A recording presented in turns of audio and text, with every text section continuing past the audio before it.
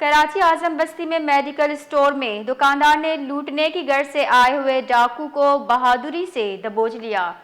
تفصیلات دیجیے حیات بلوچ۔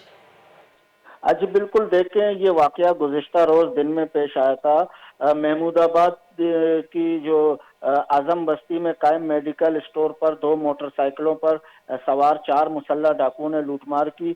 واردات کے دوران ایک ڈاکو کو دکاندار نے دبوچ لیا، جس کی ویڈیو بھی سامنے آ گئی ہے۔ ساتھ ہی ڈاکو مسلسل دکاندار کو تشدد کا نشانہ بناتے رہے تاکہ وہ اپنے ساتھی کو چھڑایا جا سکے۔ تشدد کے باوجود دکاندار نے بہادری سے ڈٹا رہا اور ڈاکو کو قابو میں رکھا۔